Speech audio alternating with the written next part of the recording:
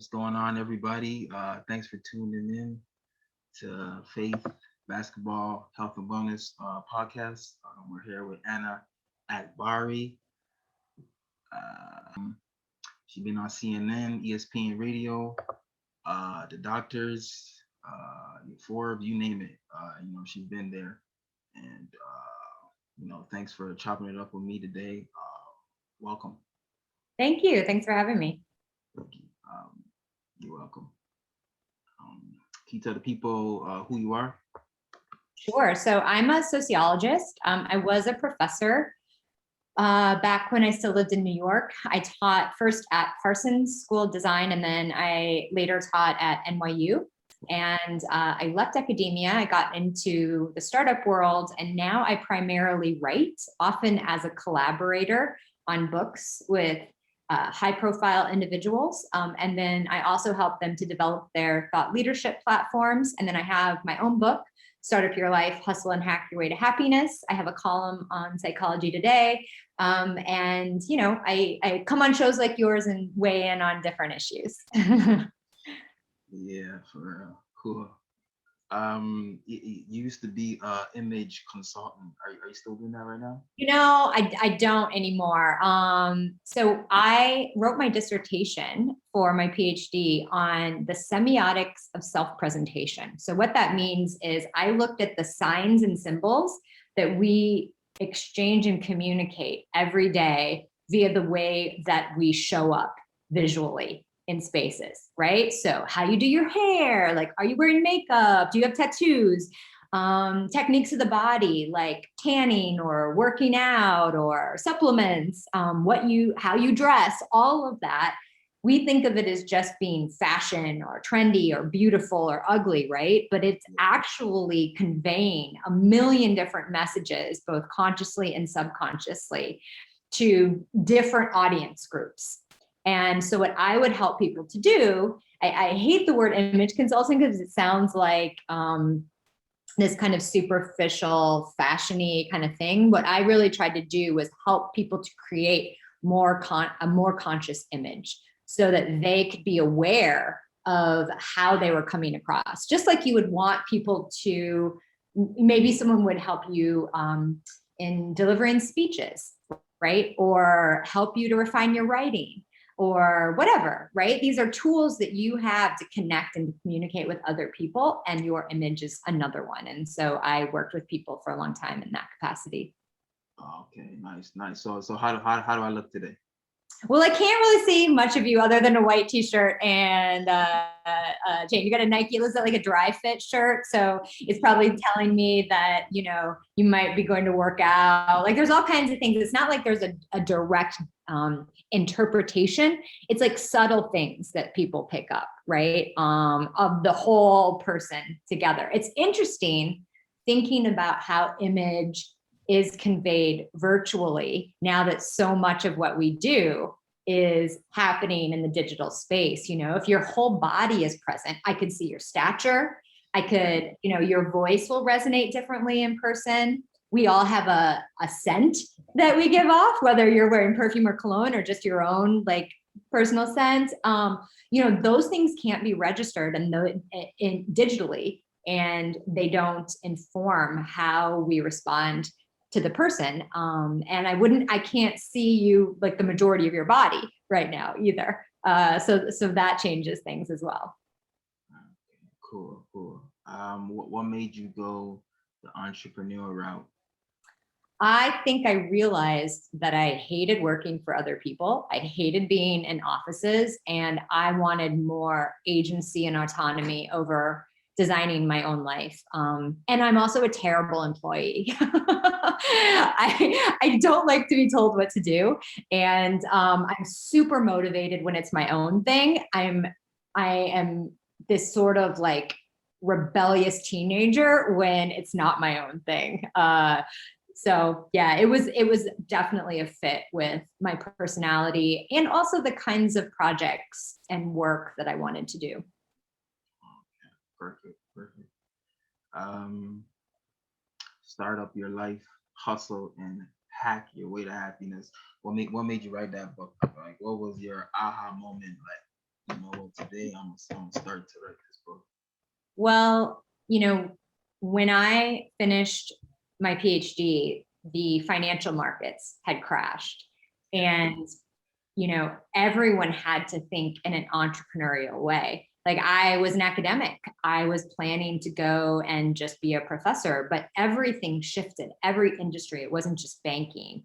And everyone had to be hustling in a different way. And this was the book that I wish that I had had at that moment, but couldn't find. And so I proceeded to put together a bunch of, life hacks, for lack of a better phrase, that would help me to thrive in this kind of moment of uncertainty and kind of living in between. Because so often we believe that we are living for the milestones. We're living for, when you graduate, you're living for getting that promotion. And it's really, when you think about it, it's all that in between time that comprises the majority of our lives. And so if we can find ways to thrive and be happy in between the milestones, I think that's really a win. Otherwise, you reach the milestone, you have that moment of elation, and then you kind of level out again, right? And so that is not a recipe for sustainable happiness and well-being. Were you a happy person growing up?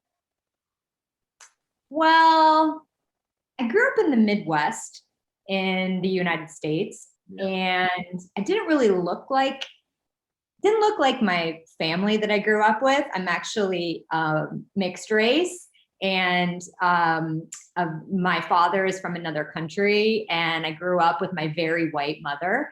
And and so, when you already feel like an other in a place, and I think a lot of people who come from mixed cultural and ethnic families and backgrounds can identify with that. You start to feel like you're not, where's your place, right? You're searching for your identity, and you're searching for that place where you feel that you really fit in, because you're like, well, I'm not enough of this one group, and I'm also not enough of this other group. Yeah. So who are my people, And so that was, so, I wouldn't really say happy or unhappy. I would say I was searching from birth. I was searching for more, for different, for connection. And I was piecing together my identity very actively. Okay. Cool. That's why you got that curly hair. I was trying to figure out where. That's right. Okay. Yeah, we're gonna take it a little further. So, I would say post-pandemic, people are going to be searching and looking for new things to do. People have lost their jobs. Yeah. Pay cuts, less hours in their jobs. And, eventually, people are going to do different things. And, not everybody can have OnlyFans. Not everybody's looking like a model, you know what I'm saying? You might have OnlyFans. Yeah. Well, and also not everyone wants OnlyFans. Like, I don't want to be on there. No judgment on there, but I don't want to be on there. But yeah, so how do we embrace change? What can we do today to move on to the next thing and completely change or pivot careers? So one of the things that I encourage people to do, in the startup world, people are always, they have a mission statement, right? You're trying to figure out, like, I'm going to launch this company. Here's my mission statement. And so similarly to that, I encourage people to figure out what their personal motto is. What is the word or phrase that is at the core of everything you do and everything you want to do? Everything that informs how you want to show up in the world. So identify that, first of all, and then decide, okay, all right. I mean, you really want to distill it down to its, the very, very, very core. Like, there's nothing too simplistic, and then you kind of branch out from there. So I think that's a big thing to do. There's also, startups also look at or try to build an MVP, a minimum viable product. And they also are looking for product market fit. So there's two things there. You want to start kind of simple, right? Focus on the basics. Don't try to do everything at once. That's kind of going toward your personal MVP. You know, like you can build and branch out later, but start slower, stay focused, keep learning. And that's another big part of it. You have to stay nimble. You can't say, oh, well, right now I'm envisioning, you know, I'm at point A and there's like point D that's, you know, several steps away. And that's the only, I'm fixed on that. Well, startups don't think that way. They say, okay, well, I think that's where we want to go, but let's launch a beta. Let's throw something out to the universe and see what happens, see how it's received, right? Because you have to be paying attention to that product market fit. There's what you want to do, that's what you're offering, and there's what the world wants and needs more of. And so just having talent in something or just being passionate about something, I think we hear so much about passion.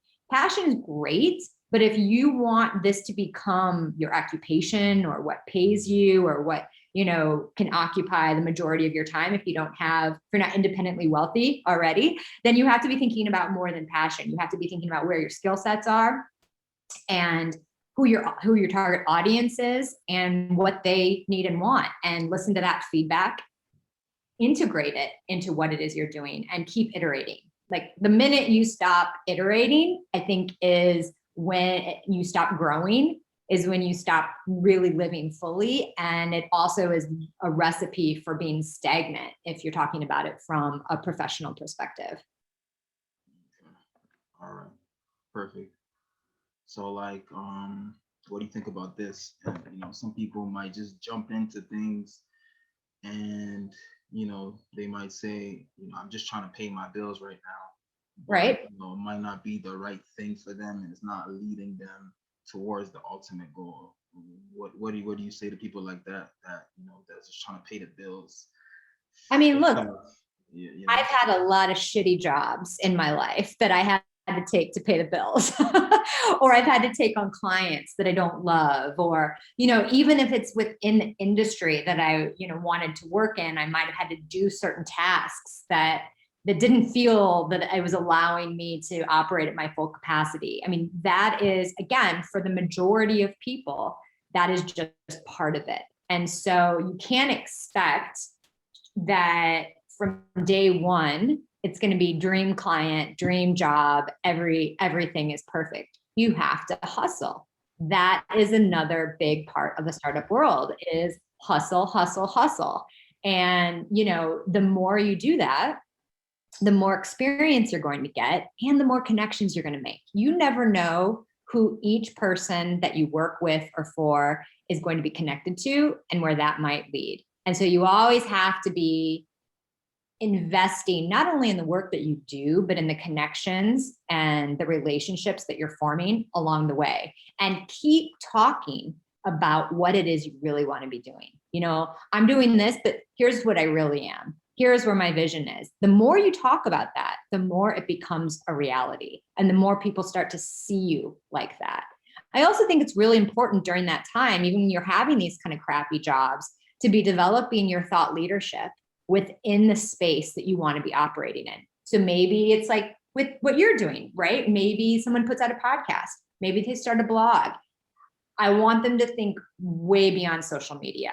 You know, it's not just about, that is a piece of it, but if all you're doing is posting things on Instagram, it's probably pretty shallow for the most part. You know, you might develop an online course, you could push out a mastermind group. You could write a book. You know, there's a million things that you could be doing that varies depending on the industry you're in and the field. You know, maybe it's that you're actually launching a product. So it really depends person to person, industry to industry. But I think cultivating thought leadership at the same time that you are hustling to pay your bills is a perfect way to lay that foundation. Yeah, I remember you saying that, you know, years ago, you know, you were at a stuck point in your life and gave yourself Mm-hmm. 6 months to That's right. to make to make a change, and it's either gonna be a scientist abroad or you're gonna move to California. And That's right. Yeah, you did end up moving to I moved to California. I gave myself that deadline, and I was actually going to go to Afghanistan and work with the military. That was the other alternative. My mom is very grateful that I moved to California instead. But that would have been an incredible experience too. Yeah. So I think it's okay to impose some deadlines on yourself. It forces you to hustle and to think creatively in different ways. And I was also, I think this is important to note, as I was just saying, moving to California and the different, whether it was in the startup industry or the creative industry or whatever that I was going to transition into out of academia versus, going to being a social scientist in the Middle East with the army, those are wildly different things. But at that moment, all I knew was I wanted change, and I was really, really open. And I think too often we stay narrow. Yeah. And at those moments where you feel stuck or you feel hungry for change, the more open you can be, the more you can say yes or maybe and find ways to explore it, the more the world will open to you in avenues that maybe you had never previously thought to explore. So when you had to make that decision, Afghanistan or California, how did you make that decision? What made you choose? Yeah, well, the decision kind of became made for me because the program that I was going to do in Afghanistan was winding down once I had applied. And at the same time, I had new opportunities that were sprouting up. Now, when I wanted to go to California, this is also interesting. I knew I wanted to come to Southern California and to LA, but I wasn't, I was just leaving academia. So the agencies and I hadn't kind of established myself as an independent thought leader in the space. I wasn't ready to do what I'm doing right now, but I did have startup experience. And I knew more people at the time that were in the Bay Area. Yeah. So I was like, well, okay, nothing's coming up for me in LA right now, but I do know that I want to get to California. So why don't I explore stuff in Silicon Valley and the Bay Area? And then it'll get me out of New York, which is what I wanted to do at the time. And it'll help me to start fresh. And then eventually I can make that move down to LA, which is what I did a couple years later. So how do we get over our fears? Because I know certain thoughts are going to come to our mind when we're making change in our life, especially like that. How do we block off the fear and the negative thoughts and the negative people that might not see our vision and talk us out of it? How do we stay focused? Well, I think when it comes to fear, usually it's a fear of failure that people are afraid of. And so, I wouldn't be the first person to sort of champion some elements of failure, right? We hear a lot about that now. And I think it's an important distinction. Failing in and of itself isn't really something to celebrate. But what is celebration worthy is using that failure to reflect and to grow. And so there's several ways that can happen. Whatever modality works for you. For me, it's writing. And I'm not talking about necessarily even publishing something. Everyone can write for their own eyes only, to process whatever happened, to make sense of it, to kind of integrate it and analyze it and say, all right, what happened? What would I do differently in the future? What did I learn from this?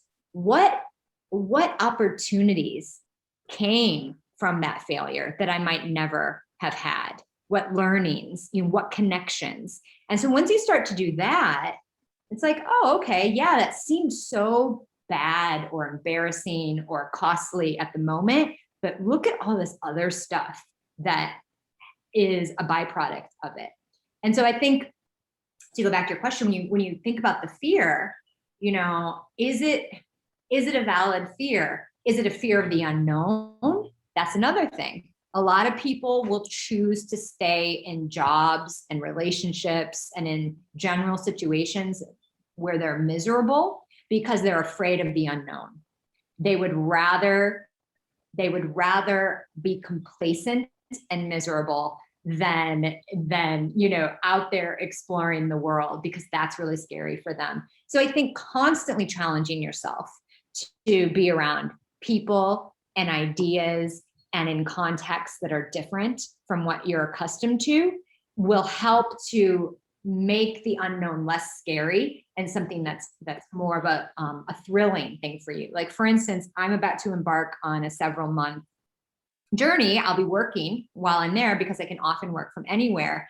And, of course, like the rest of the world during the pandemic, I've had to stay put. And I find that I am most alive when I am surrounded by all things foreign, because it shifts my paradigms. It makes me think about myself and my place in it, and my ideas are different in those spaces. And it's a way of operating and thinking that is very difficult for me to manufacture when I'm in a complacent, familiar space. But when I'm in the unknown, oh my goodness, the creative vibes come up, the inspiration, and energetically different. So I think, you have to really figure out what makes you feel alive. Okay, it might also be one of the things that makes you feel fearful. But again, like, if you can find a way to process that, whether that's writing or talking, to someone, whether it's a therapist or a friend or a family member or whatever, the more you process it, the less scary those things are. Wow, absolutely. How can we embrace our uniqueness, and our uniqueness in the world, is like none other. No one can beat us. So how can we contribute our uniqueness to the world without being or trying to be like somebody else, and trying to fit in? How do we stand out with our uniqueness? Yeah, I mean, look, from a sociological perspective, and I'm a sociologist, every person, you are the only person with your biography who is occupying this particular time and space. You're the only one, right? And so the lens through which you see the world, the way you form ideas, the way you form connections is all informed by your individual positionality. No one else has that. That's true for everyone. That is pretty remarkable. Even if you're in the same family, you could have a sibling, you could have a twin, right? And you're still going to be unique. You're not occupying, I suppose, if you were, conjoined, you'd be like, it'd be pretty close. But even then you're looking differently. Think of it this way, even if everyone is in the same room, Yeah. someone is going to be focused on something different. You're picking up on something different. And so I think observation, opening your eyes and paying attention, and then challenging yourself to make sense of that, to articulate it.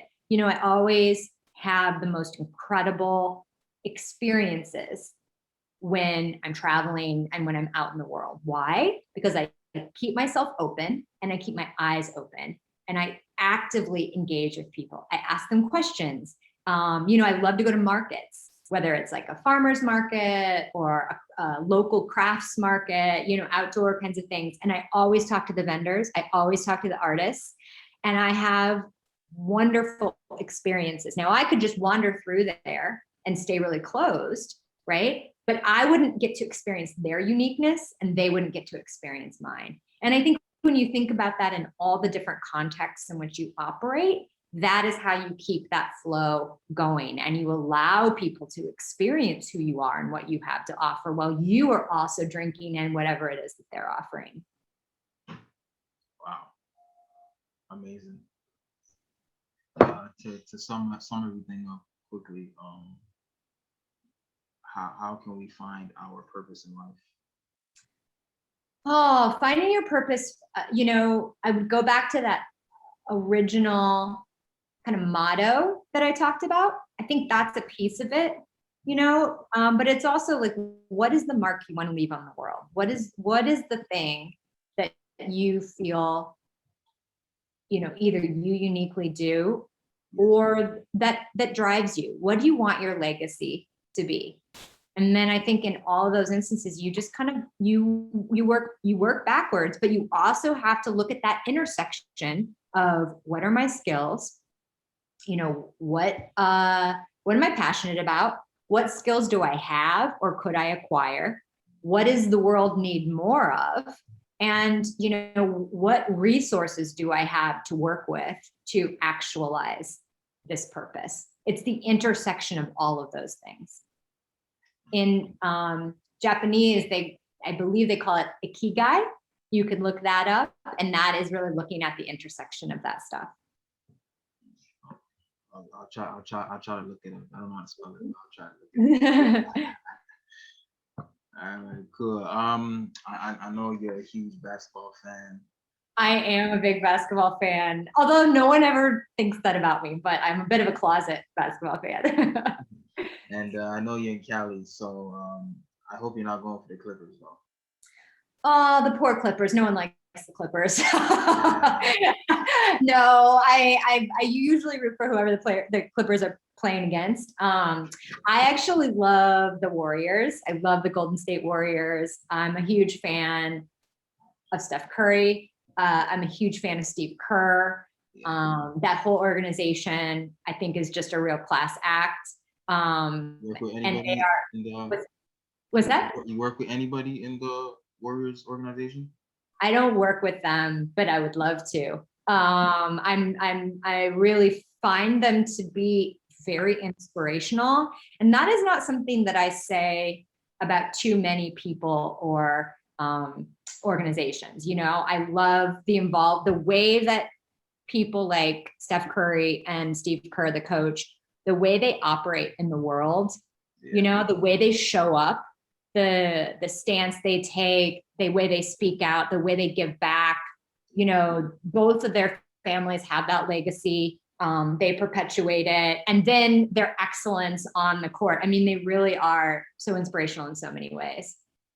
Yeah, I'm sure they'll be back next year when Clay's healthy. So I hope so. I love Clay too. So I know that the fans have been wilding out lately in the stands. How do we get the fans to be happy? Because clearly, well, I think that if the fans need to start behaving themselves, as I'm sure you've seen, it's like they came out of quarantine and they're just all this bad behavior, and just so emotional. Either that, or I don't know what's driving it, but I have never seen this level of bad fan behavior every single night, whether they're throwing things or spitting or running onto the court or whatever. It's so bad. So I think that's part of it. I think healthy rivalries are great. But remembering that it is a game, and that you are a fan and you are not the person that's making the decisions or should be like physically interacting with the players. I think a healthy level of respect, for these players is really important. Yeah, absolutely. Who's your team? The Raptors? Nah. You don't like the Raptors?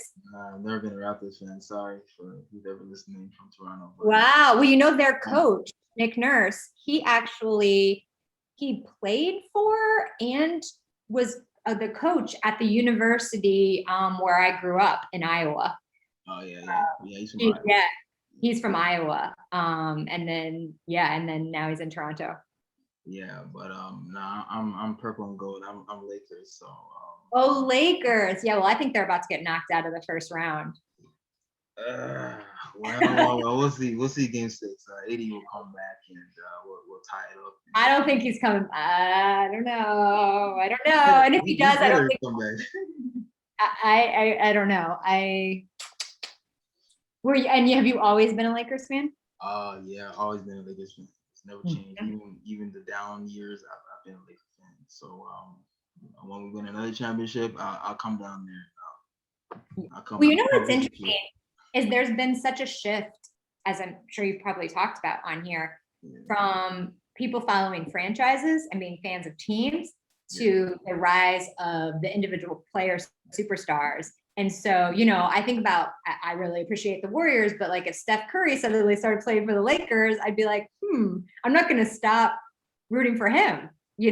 Same thing with all those guys going to the Nets. Like, who are you rooting for? Are you rooting for the franchise or are you rooting for the player? And I think that is kind of an unprecedented shift within basketball. Yeah, absolutely.